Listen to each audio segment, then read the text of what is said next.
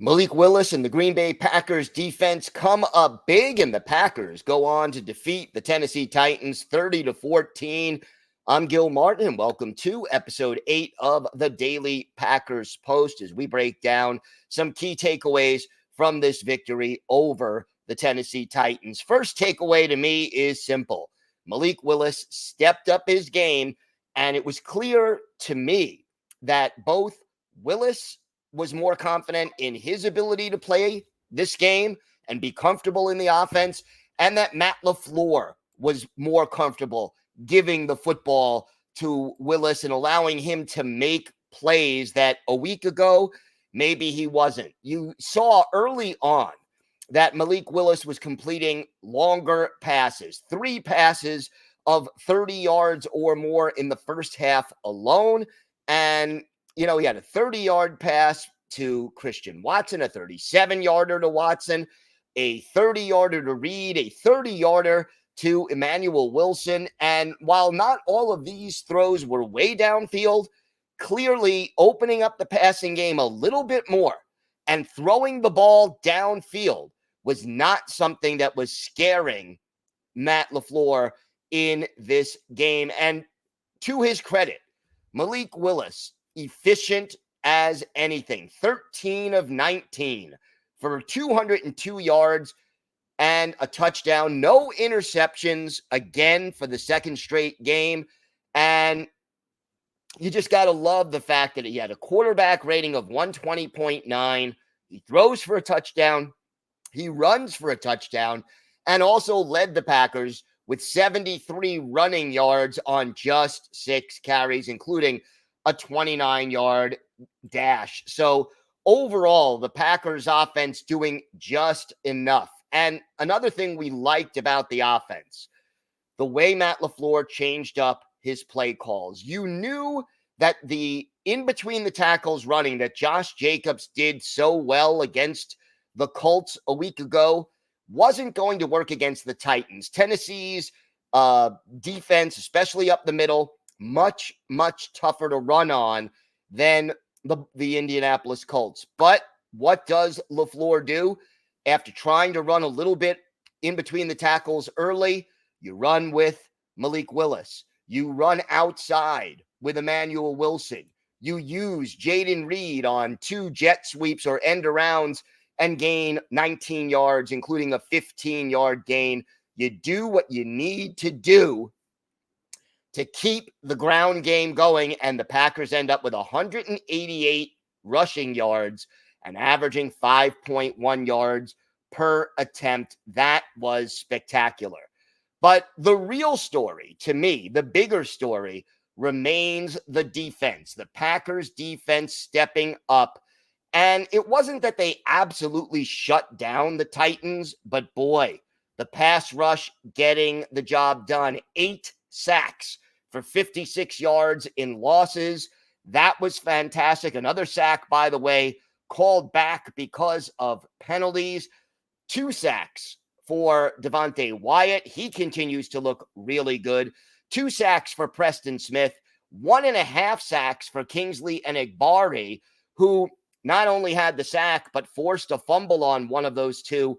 That was recovered by Lucas Van Ness, and that was huge. And then the defense picking off 2 more passes. So through 3 games, the Packers have intercepted 7 passes. That matches their total for all of the 2023 season. And Xavier McKinney, 3 picks in 3 games. That is more than just a little bit impressive. But how about Jaire Alexander? That pick 6 by Jaire was the turning point in the football game. At that point, the Packers are up by a score of 10-7. And it just took all the wind out of the sails of the Tennessee Titans when Alexander essentially baited Will Levis, stepped in front of DeAndre Hopkins, and just went into the end zone for the 35-yard pick 6. And yeah, all of a sudden now it's 17-7, and the Titans never made it a 1-score game after that. So really strong play there by the defense. Now, was this a perfect performance by any stretch of the imagination? No. There are still some things that the Green Bay Packers need to clean up. And the biggest one remains penalties. 10 penalties in this game, and it sets the Packers back 75 yards. And again, there's always a couple of penalties that were not accepted. You wiped out a sack because of a penalty. You wiped out some, you gave away a first down. You wiped out some big plays, and some of these penalties are just inexcusable. You're still dealing with illegal formation. You're still dealing with, guys lining up offside. These are preventable, unnecessary penalties that the Green Bay Packers cannot afford. Now, you can get away with committing 10 penalties against the Tennessee Titans or against the Indianapolis Colts, but you're not going to get away with it against the 3-0 Minnesota Vikings next week, a divisional game where if you win it, you're guaranteed no less than a share of first place in the NFC North. So the Packers, the quality of play around the NFL in September has been going down. I think there's no question about that since you cut down on 2-a-day practices, contact in practices, reduce the number of preseason games to 3. Don't play your starters and your key players in preseason. We're seeing preseason quality play in a lot of games in September, not just for the Packers, but for the whole league. Well, we're 3 weeks in now. You guys should be ready to go and do the thing the right way and not be so worried about, sloppiness at this stage. The Packers need to clean it up if they're going to hope to win going forward. But look, the beautiful thing, the defense more aggressive, making big plays, and that's very important. And then on the other side of things, you got to love the flexibility that Matt LaFleur showed in play calling. Nice contributions by Emmanuel Wilson. Congratulations also on his first career NFL touchdown. And how about Christian Watson and Jaden Reed? Not a lot of passes out there to catch, but Reed led the team with 4 catches and had 50 yards. Also, ran twice for 19 yards.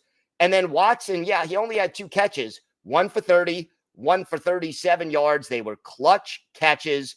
And the receivers also, as a group, with 1 or 2 exceptions, doing a good job of blocking on both running plays and, after a catch when you're blocking downfield. So got to be happy with the way that played out and just the way the Packers responded. The fact of the matter is you go 2-0 in games without Jordan Love so far. And for Malik Willis, he's busy downplaying the revenge aspect of this game. And, it was classy of him to do that. And he may have even been telling the truth that he wasn't focusing on getting revenge against the Tennessee Titans less than a month after they traded him away. But he outplayed Will Levis. He is 2-0 as the Packers starter. He played a smart heads-up game, showed he has the arm strength to throw downfield, and the Packers are 2-0 in games started by Malik Willis. Now, will Jordan Love be available against the Vikings on Sunday? The Packers are certainly hoping so. It sounds like he was close both last week and this week to being ready to play. I'm hoping that the Packers will have Jordan Love back, but obviously we'll keep you updated throughout the week at thepackerspost.com on that. So the Packers improved to 2-1. Huge game coming up this Sunday against the Vikings at Lambeau Field. And we will have coverage every day between now and game day of the Green Bay Packers. So check out our podcast here on YouTube and head over to www.thepackerspost.com for daily in-depth coverage of your Green Bay Packers. I'm Gil Martin. Have a great day. A nice victory Sunday/Monday. And thanks for watching the Daily Packers Post.